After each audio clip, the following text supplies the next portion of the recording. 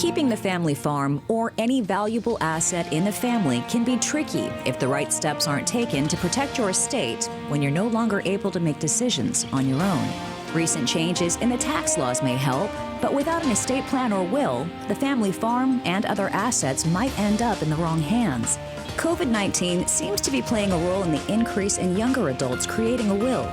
The 2021 Caring.com survey revealed that more younger adults, those 18 to 34, have created estate plans during the pandemic than middle-aged adults. Hello, everyone. Welcome to this month's edition of Rural America Live with AARP. And we also welcome our listeners joining us this evening on Rural Radio, Sirius XM, Channel 147. Tonight, we're going to talk about why it's important to have an estate plan. And we will debunk myths about creating a will because it's not as difficult as you might think. Our team from AARP is here, along with estate planning expert Michael Wallen, to answer your questions and provide tips on how to protect your hard-earned assets. And you're a big part of this show, and we want to hear from you tonight. Our question of the month is, have you created an estate plan and will? And if not, why? And may the luck of the Irish be with you on the St. Patrick's Day, because we are giving away a hard side cooler to 5 random lucky on-air callers tonight. Now, as a friendly reminder, you don't need to be a member of AARP or over the age of 50 to win, but you can only win one time each calendar year. Now, if you are a winner, AARP will call you back on the number that you called from in the next few days to confirm your mailing address. And if you're a past winner and you haven't received your winnings just yet, be sure to return their call so that they can ship that cooler right to your address. Our phone lines are open now. Give us a call at 877-283-7570 and join the conversation. And joining us now is Greg Marchildon, AARP Vermont State Director, and our special guest is certified financial planner Michael Wallen. It's great to both have you back on the show. We have a lot to cover tonight. So, Michael, let's start with you. We all know that we should have a will, but many of us are not sure what that actually means or how to go about getting one. Help us better understand the fundamentals of a good estate plan. Absolutely. One of the things that I always tell clients that we should focus on is identifying what's important to you, sitting down or writing those instructions out. You can use a holographic will, or you can visit one of your local attorneys, but make sure that you have listed out the things that you cherish and value the most and whom you want those items to go to upon your passing. I know that COVID has given people a lot of time to sit down and reflect upon those items, and we'll cover a lot more of these items as the show goes on tonight. But, the basis is really identifying the things that you cherish and value most and determine whom you want those items to go to. Yeah, the pandemic has really brought that into perspective for many of us. I know our viewers are going to have a lot of questions for you tonight. What areas would you like to focus on, Michael? Well, I think that the areas that are most important is we start looking at really 3 items that they need to develop and maintain a succession plan for ownership and management of their farms. So when we start looking at the estate planning, make sure that you have that succession plan that is put in place. You also want to make sure that you plan for retirement of your IRA or qualified accounts or your life insurance accounts because you are holding a closely held business, and that you want to make sure that those tools can be there to help offset taxation or other expenses that helps allow you to be able to keep that farm or a closely held business in your estate.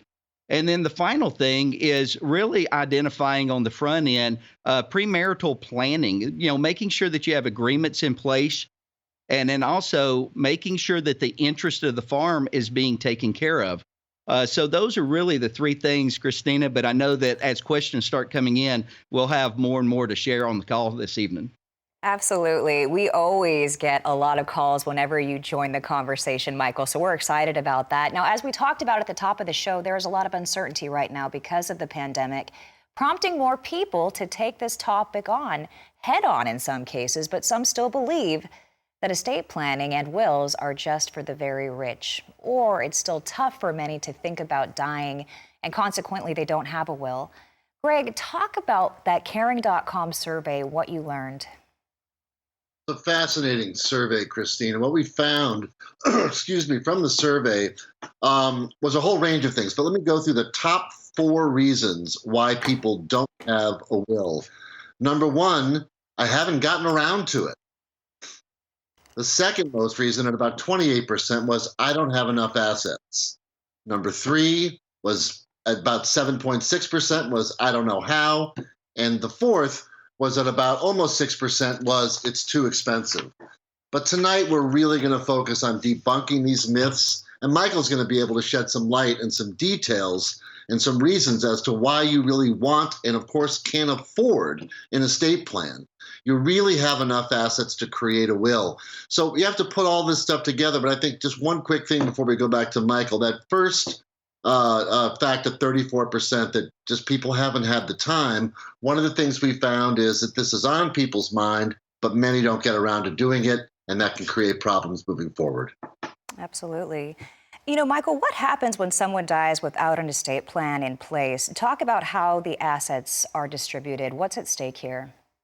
Well, an individual dies in what's known as intestate, which means that you're going to use the state's transfer of property rules at that time.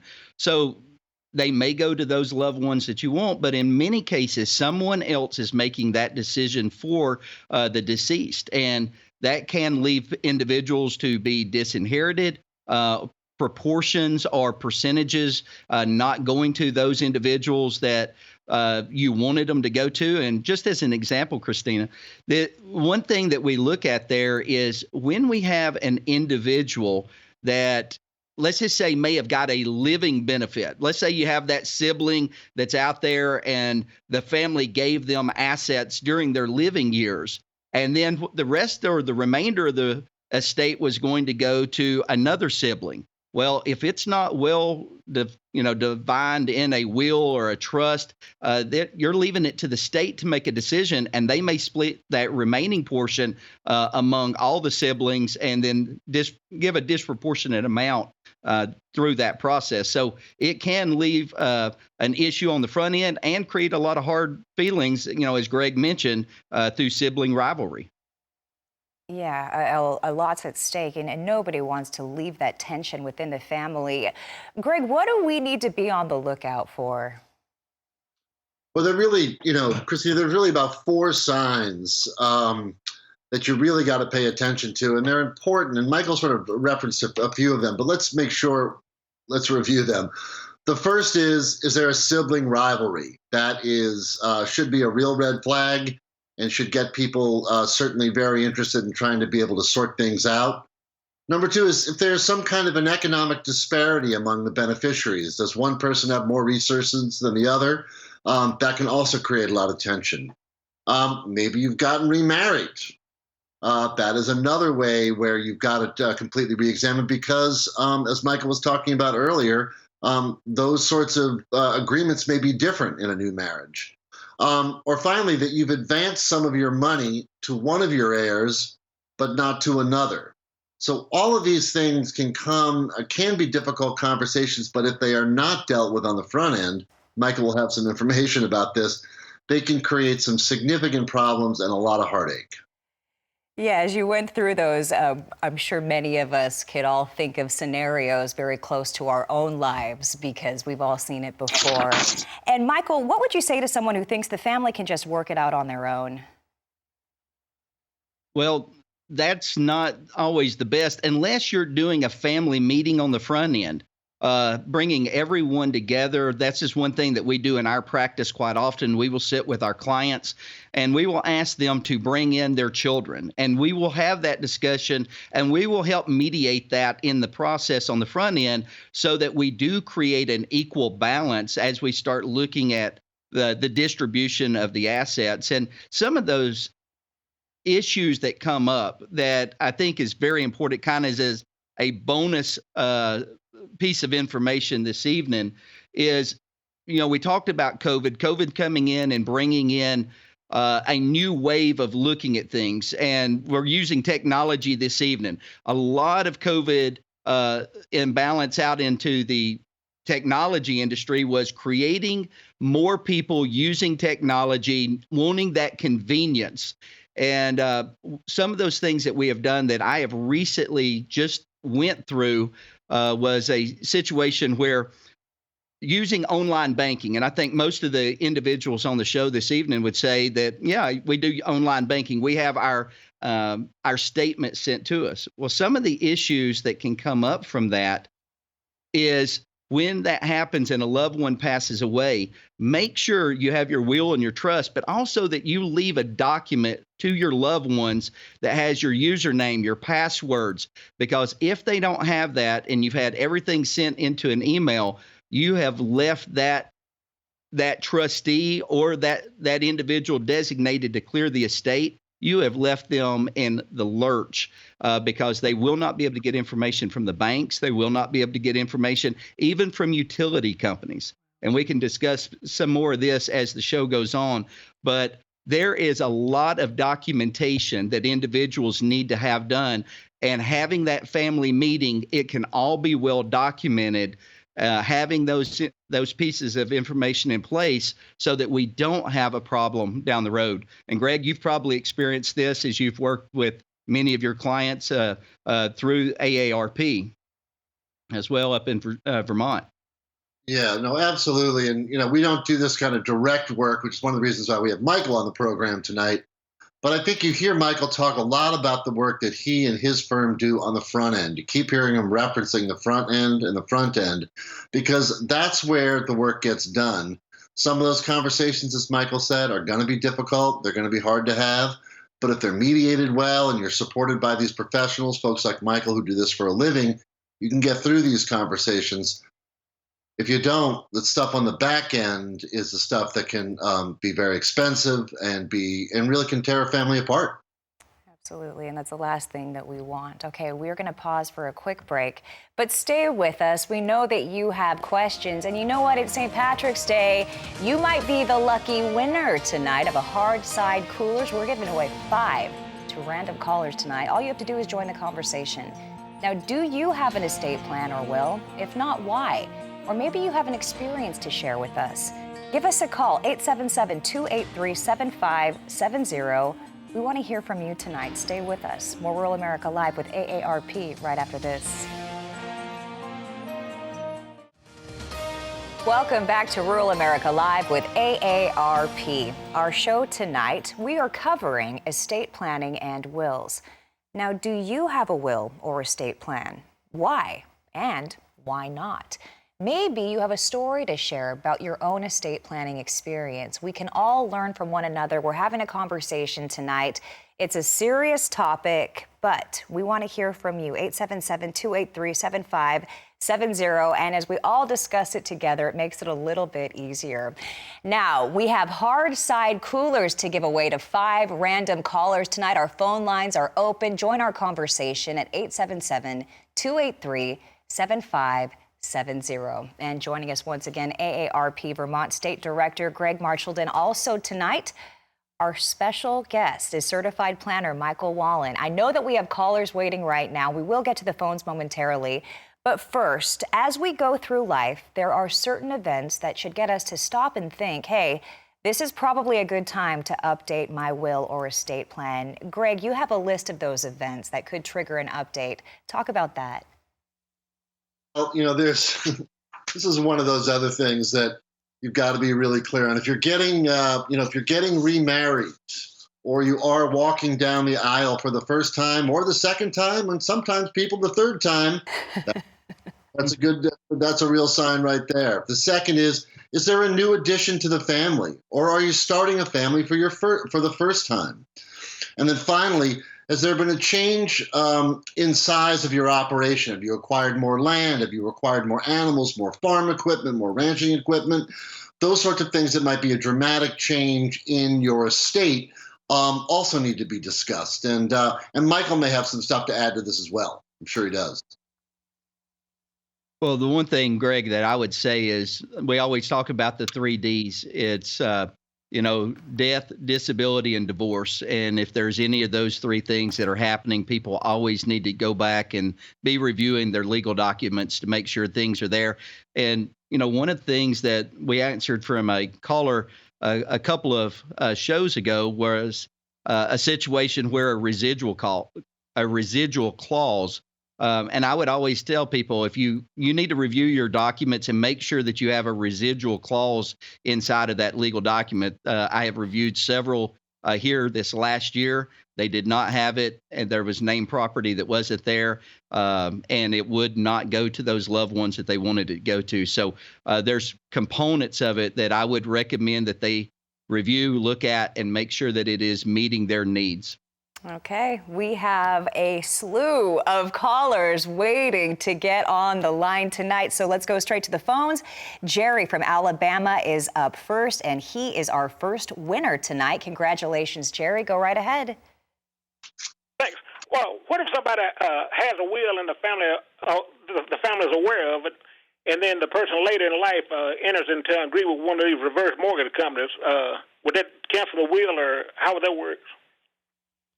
That's a great question, Jerry. And what happens in that situation is, if you have a piece of property that was titled into a trust or a will, and then subsequently later on you entered into a reverse mortgage, then that property is no longer owned by that individual. So it would not pass down through the will because, in essence, they have sold the property to the reverse mortgage company. Wow. Thank you for that call. We appreciate it. Congratulations to you, Jerry. Mark from Georgia joins us now. Go right ahead, Mark. Yes, I'm just wondering, from the time the will gets instated, are they a timeline before it goes in effect? Do you have to wait like 2 years, a year, or 5 years? No, Mark, when an individual enters in and does a legal agreement, as long as that individual was competent, had the ability to enter into that agreement, to list out that property, meaning that they had all of their cognitive faculties about them, once that they create that legal document, then it is in place at the moment that it is witnessed and made legal. So you do have to have witnesses that is your signature, or you can't just write it down on a napkin and not have an individual to be able to validate it. But if it's validated, it is official at that moment. All right. Thank you so much for that call, Mark. Nate is up next from North Carolina. Thanks for joining the conversation, Nate. Go right ahead. Nate, are you with us? Okay, it sounds like we're having a little technical difficulty. Hopefully we'll be able to get Nate back on the line. But Greg, I did want to talk to you. AARP has created the ultimate guide to estate planning. It sounds like a lot of people have some questions about just how to get started. Where can people find more online tools to help us? AARP.org, there's a range of online tools in this area. And Christine, I want to go back to that question that Michael just answered real quick, too. I think one of the common misconceptions about these legal documents is that somehow they'll take a year, 2 years, 5 years to set in. And then people start to think, well, why would I do it? But if it's not going to get done now, what's the point? Or people just feeling that somehow it gets caught up in the courts, and these documents won't be real and live when, as Michael said, that they're signed and delivered. What the real problem here is not addressing this stuff again at the front end, because the amount of work and information and lawyers that need to be taken care of if you don't have your estate in place is really very, very significant.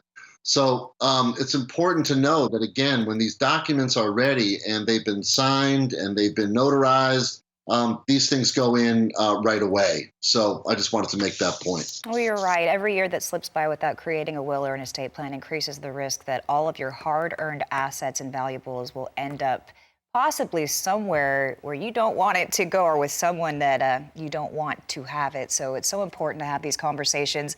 Tough conversations lead to breakthrough. So thank you to everyone who's calling in tonight. 877-283-7570. Jeff from Florida joins us now, and he is our next winner. Thanks for joining us, Jeff. Go right ahead. Wow, thank you, Christine. Y'all do a great job at RFD-TV, and you're alive and well in Florida. I just want to let you know. My question is to Mike. Mike, if I have a estate planner and a retirement planner that has worked out with my will and my estate, but I'm not happy with that individual any longer, is there a procedure that I do not get that person upset with me because I want to change and go with somebody else? Is there a procedure, or can you help me on that question? I just want some clarification and see how this would be helpful to people around the country because of somebody who might have said something wrong to them or did something wrong or said something wrong. So I'll listen to you, Michael. Well, I think that's a great question. I mean, we're in a professional capacity of serving clients. And I've had clients that have came to me over the years, and they were relocating or making a change, and they were just open and honest to say, hey, I'd like to have an advisor that is more local to the location that I'm moving to, and I'm going to be making a change. And as a professional, we respect that, and I don't think that you should have any feelings of hindrance in moving forward with doing that. If an individual is not meeting your expectations, I think just an open and honest conversation with that individual to let them know that you feel that you could be better served going in a different direction, and both parties should respect each other's decisions on that. All right. Thank you so much, and congratulations to you again, Jeff. We're going to go to Texas. Shan joins the conversation now. Thanks for joining us, Shan. Go right ahead. Thank you. My question is, can an individual write their own will and get it notarized, or do you have to work with a legal professional? Now, you can do what's called an holographic will, Shan, and what that means is you can write out, your own wishes, your desires, identify the properties whom you want it to go to, and then have that witness that your signature is on there. You can have that witnessed by two individuals. And in most states, and I would always tell you to check with your local state. You can always get a 1-hour free consultation with an attorney, and just make sure that in the state that you reside, that they will respect and accept a holographic will. And if so, then you can do it yourself, and you don't have to have the legal support of it. Now, I will say, though, that if for $100 or $200 to have a will done by an attorney, many times they will help you identify things that you may not have thought about, and it could very well be worth that $100, $200, $300 an attorney may charge, but you do have the ability to do it if you feel that you can properly address all of your needs and concerns. All right. Thank you so much for that call. We appreciate it. Ray from Virginia joins us now. Go right ahead with your question, Ray. Good afternoon, evening. I am a fifth generation on my home farm. It's been in my family since back in the mid-1800s. I have a son who is quite interested in agriculture and works with me on this farm today. He and I have recently formed an LLC, and we have bought 174 acres, in addition to the 192 that's been in my family. I do have a will for which he will be getting everything. Well, we're 50-50 owners of the LLC. And so my will states that all my assets will go to him. Is this adequate coverage, or whatever the right nomenclature would be to make a description? Well, it's a great question, Ray, and there's multiple parts to what you're saying here. One of the things, you've got a LLC.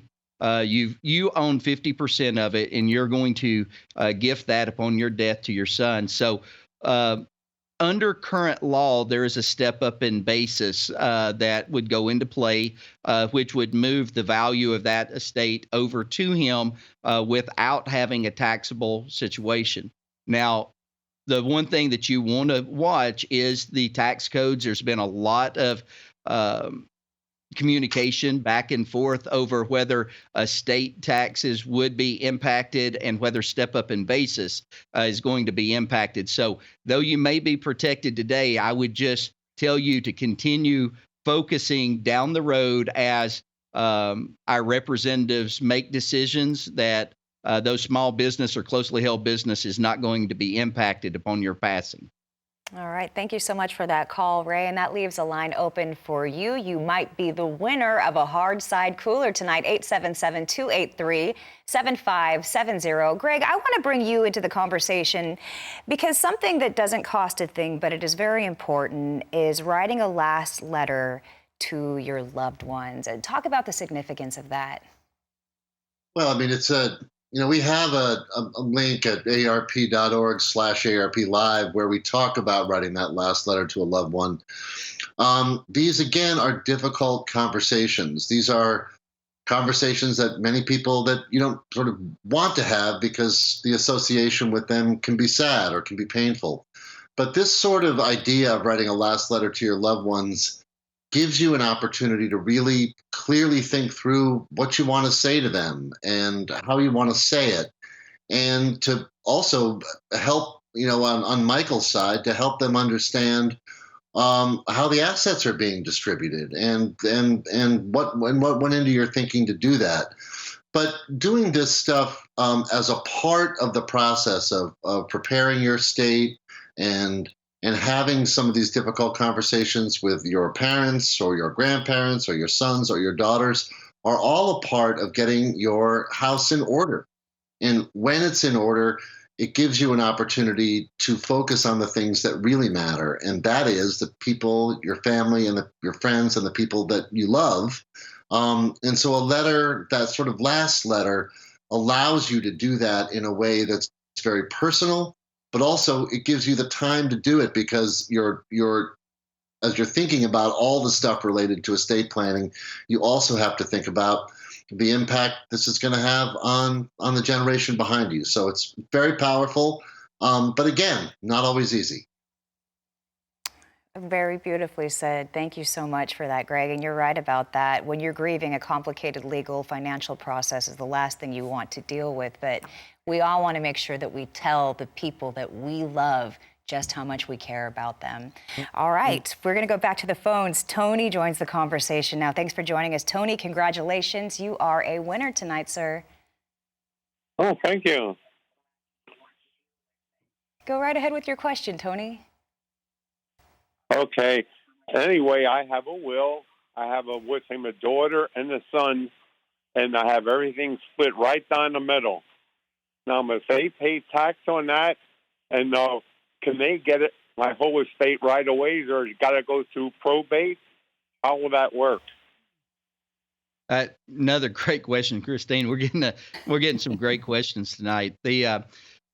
A will always is going to be probated. Will is going to go through probate. A trust does not go through probate. So when your passing happens, your loved ones would actually take your will to the probate court. They're going to process through that, and then they're going to distribute based upon what is outlined inside of that will. But it is going to go through a probate process, and it does become public record at that time. And that's a big difference between a will and a trust. A trust is not going to go through probate process. It actually goes around that, and that's the reason that we create them, for asset protection as well as privacy, so that individuals don't necessarily know what you have or whom you transferred it to. Okay. 877-283-7570. That leaves a line open for you to get your question, and we're going to try to get as many questions answered as we can tonight. Danny joins us now from Texas. Go right ahead, Danny. Hello. I have several properties, nothing big, but I have $2 million in the stock market, which is New York Stock Exchange, not the cattle market, but I have a few cows and different pieces of property. I'm wondering when, and I'm 72 years old, when should you try to set up some trust? Well, Danny, I would say that if you are holding that kind of assets today, you're already past the starting point of getting a trust set established. If you're holding those type of assets and that you have, you want to control where those assets go to, you definitely have a need today to sit down with a competent attorney in your area and get your legal documents put together, get a trust put together so that those assets can have asset protection and go outside of the probate process, but also make sure that you are titling through your will, the transfer of any assets that you want to have, to specific loved ones, that you have that set up and established as well. But you are definitely beyond the starting point. I would say go ahead and get started today. Tomorrow morning's a great time to call your attorney. We got to bring the tax man into this conversation because it's difficult to predict how legislation may change decades out. And you have to wonder if there's a general way to pass on our assets that can minimize the tax burden on our loved ones, even when we don't know, obviously, how much time we have left. Christina, the thing that we look at a lot now is moving those assets over from IRAs. Many people have went into a process of putting that into tax deferred accounts, and every year individuals leave deductions and exemptions on the table that they could move those over into a Roth IRA. Any listener on the call this evening, this is the best time. You're meeting with your CPA, you're meeting with your financial advisors. See if there is any space inside of the bracket you're in today, and see if it makes sense for you to transfer dollars over from qualified accounts into Roths so that you're taking control of your future taxation. All right. And Greg, I know that AARP does such a good job of keeping us up to date with the changes in legislation and how they could potentially impact us. Well, yeah, I mean, as Michael said, there's certainly a lot going on here. And again, these are things this is why we bring experts like Michael on our program sometimes, so he can really talk people through this, because this stuff is important and does require a significant level of expertise to get people through it. We have we'll be talking a little bit later about the AARP tax aid program, or I'll be certainly reminding people about it later.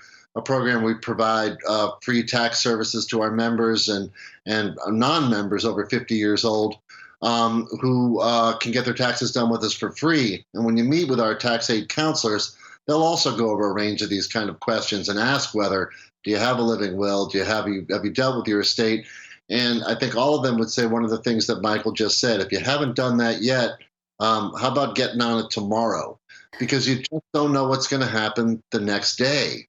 And if you don't want to get stuck, one of the earlier callers was asking about probate and those sorts of issues. There are real reasons why getting your estate in order is important, because if it is in order, it will be rolled out just the way you want it to. But if it's not in order, the courts take over, and there can be some significant unintended consequences.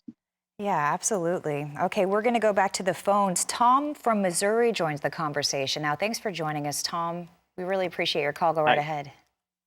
Thank you. My question is, I have TOD on everything that I have, my vehicle, my checking accounts, and on my pension stuff. A couple of years ago, I had to transfer it over, went from a 401k to the IRAs and CDs and all that kind of stuff. I have my brother and my mother listed as being 50-50 on the insurance policies and also on the financial stuff, the CDs and IRAs and all that. Is there anything else I need to do? Do I need a will, or do I need a trust to cover me from that? The house I have, we paid off in 10 years. Yeah. Tom, on those, anything that it has a TOD or a beneficiary designation is transferred via contract law, which supersedes state law. So anything that you have a beneficiary or a TOD, and it's often known also as a POD, if you have those designations in place, it is a simultaneous transfer of asset, which means that the last breath you breathe is the first breath that beneficiary will breathe as the owner. So those items do not necessarily go into a trust or a will. I often, tell my clients, keep those items outside. There are certain circumstances when you would move those type of accounts over into a legal document, but for the majority of time, you would not have those in a legal document. Okay. Thank you for that call, Tom. Another great question. We've been getting some fantastic calls tonight. That leaves a line open for you. 283-7570 is the number to call. Wendy from Minnesota joins us tonight. Thanks for joining us, Wendy. What's on your mind?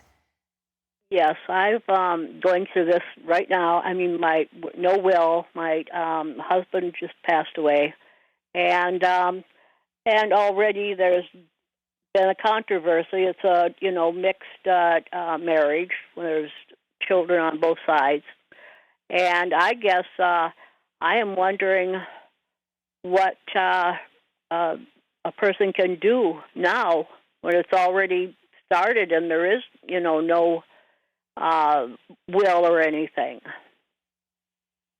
Do we have to go to an attorney or what? Well, Wendy, first of all, my condolences on your loss of your husband there. This is where a family meeting can very often be important, of sitting down. Obviously, upon his passing, from what you were saying, I'm assuming most of those assets then transferred over to you, unless he had named specifically for certain things to go to his children. Greg, are there things that we have at AARP that would help guide individuals like Wendy in sitting down and having that type of meeting? Yeah, there definitely are, Michael. Again, at aarp.org/AARP Live, there's frankly a slew of really good information. I would point you specifically to the personal estate planning kit that we have on our website, which has a range of documents in it. Want to also say that these are easy to read, easy to understand. There's good Q&As, and there's good. It's a very sensible document, and it raises a lot of the issues that this caller, frankly, and other callers have had as well. We also have good information on what happens to your debt after you pass away, certain types of retirement guides, and then one that I like to promote as much as possible, which is how to stop stalling on getting a will and an estate plan, because now that's come up from 2 different or 3 different perspectives tonight. So AARP has a rich set of resources here for this, and we would encourage people to go out. You don't have to be a member. You can go right to our website, again, aarp.org/AARP Live. And you'll see a range of stuff on estate planning and wills. Absolutely. And one of those links you're talking about, 10 tips on how to protect your spouse. So that's really important. You can go there now. Yeah, that's a great one. aarp.org/AARP Live.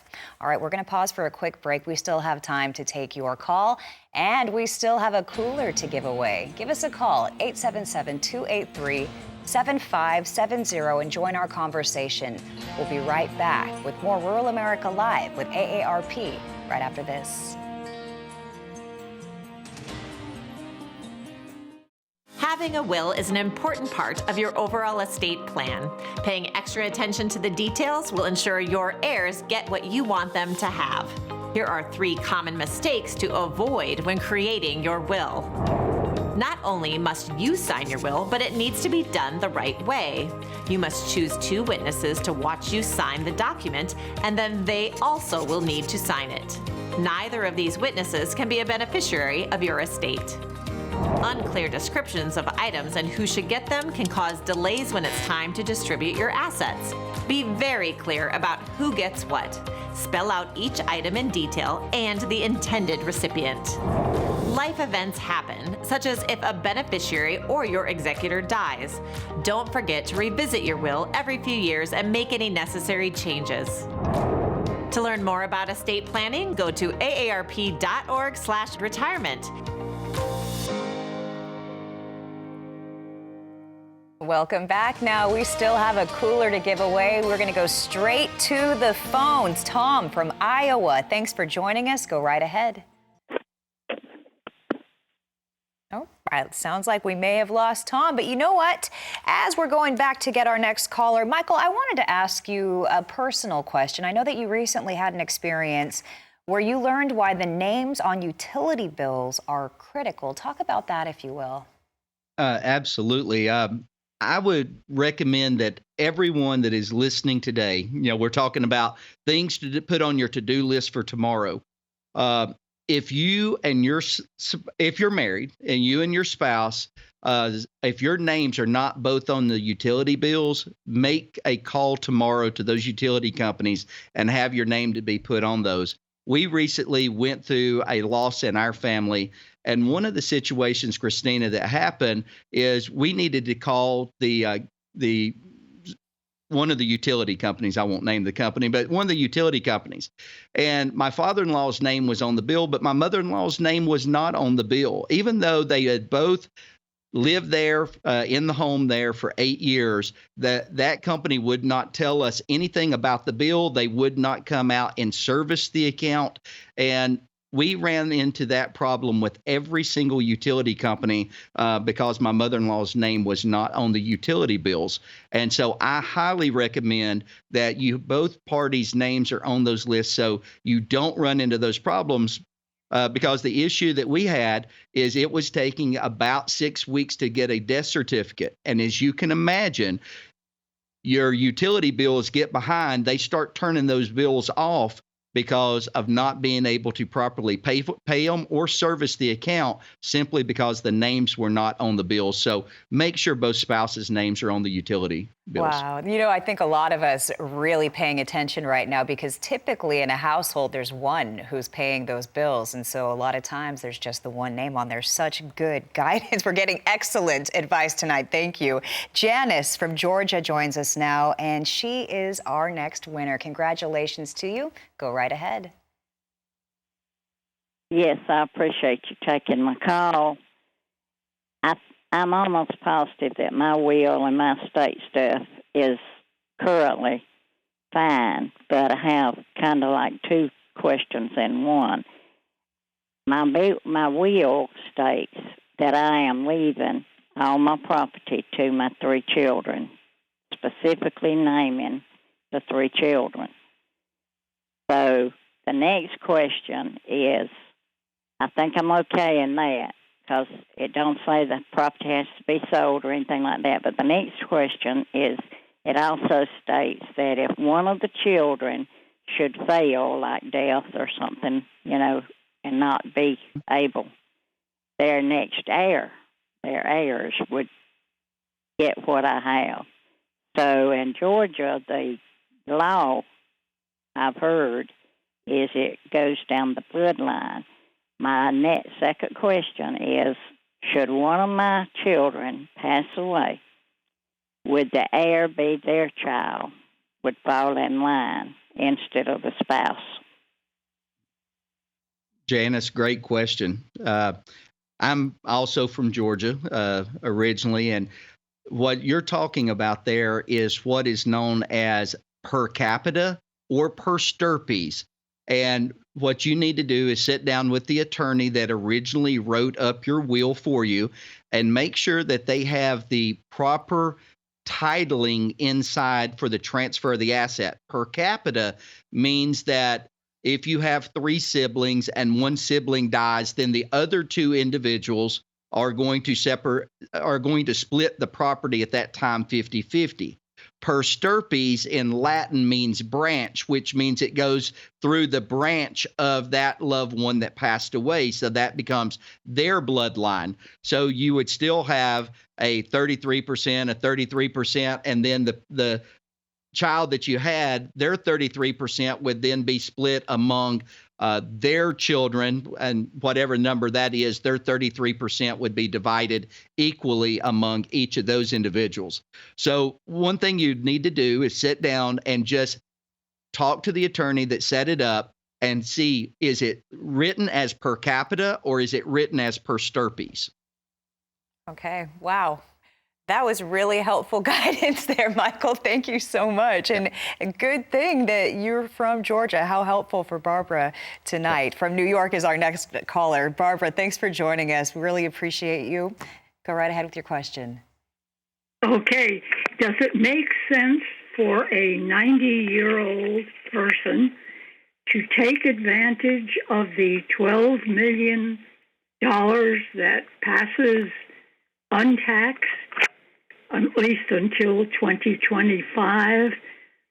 Does it make sense to spin off some of the assets, even though the cost basis to the receiver of those assets, the cost basis would be my cost basis, or is it best for the person to wait until their demise when the cost basis will be whatever the market is? Well, Barbara, you really started unpacking a really big component there, which is a lot of variables. Number one is, yes, the cost basis is always better if you can wait and transfer that asset upon your demise, opposed to transferring during a living benefit. Mostly if what you're transferring is within that $12 million exclusion that you're going to get as the rules are today. But it's also looking at what the cost basis rules are today. And I think many people with large estates experienced this last year, a little bit of a nervous time period as the current administration was trying to push to have cost basis eliminated. So I think the thing that you would have to look at is, in the current law, under the current circumstances, I would probably sit down and recommend that an individual just transfer at death, opposed to transferring a living benefit. But you definitely need to be watching the rules under the current administration or any subsequent administration in the future to make sure that those cost basis rules have not been changed. All right. Thank you so much for that call, Barbara. Doug in Kansas is next. Thanks for joining us, Doug. You're up. Go right ahead. Yes. My question is,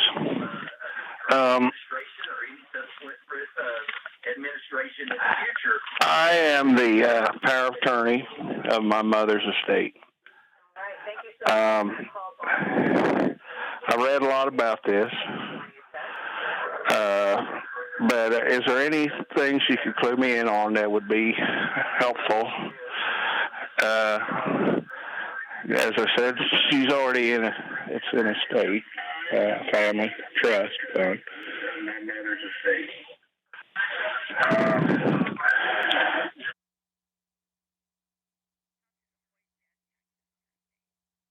I think he's trying to avoid death taxes on her estate, is what I'm being told from upstairs. Well, we would really have to have more information. I wouldn't be able to give any kind of guidance on that. We'd have to have more. I know he's a power of attorney. I picked that up, but I believe that maybe his TV was on in the background and it was kind of distorting what the question was coming across. So if he wanted to call back in, I'd be happy to see if we could answer that. But I wasn't picking up what he was saying, Christina. Okay. But yeah, Greg, I think that you kind of understood.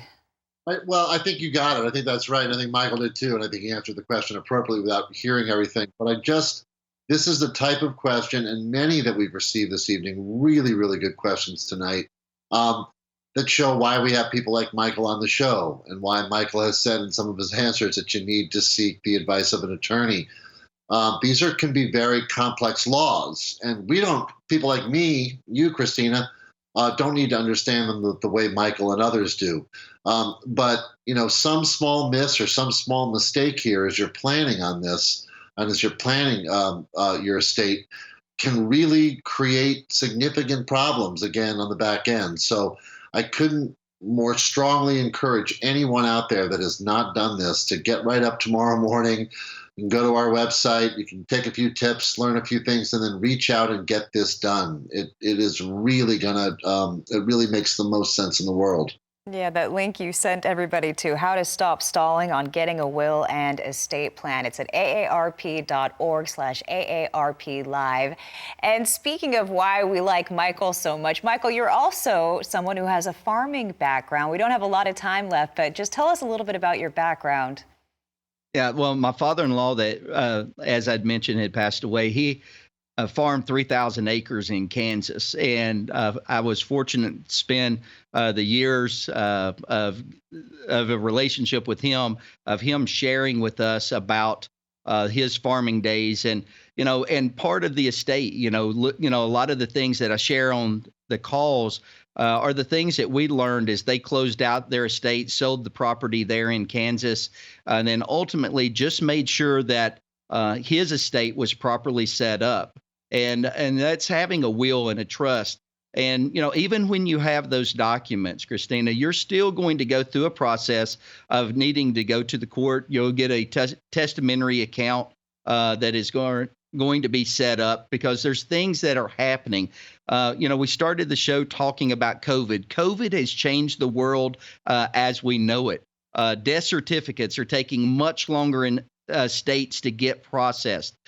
Banks are moving everything to as much digital, and so that's left a lot of people not having access. So a lot of the farmers, and I respect those that create the food and the crops that allows us to have nourishment for everybody to eat across the world. A lot of them hold things very close and dear to them. The one thing that I would close in my comments tonight is to say, open up and share that information with your loved ones. You're going to make the estate distribution more effective and efficient by writing down passwords, writing down websites that your loved ones need to go to. Just have open communication, and that is going to be the best method of dealing with any sibling rivalry. It's going to deal with the best way of helping that individual close out your estate. So we just need to make sure we have that in place.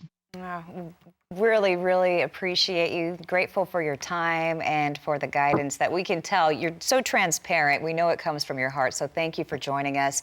And Greg, what are your final thoughts for us tonight?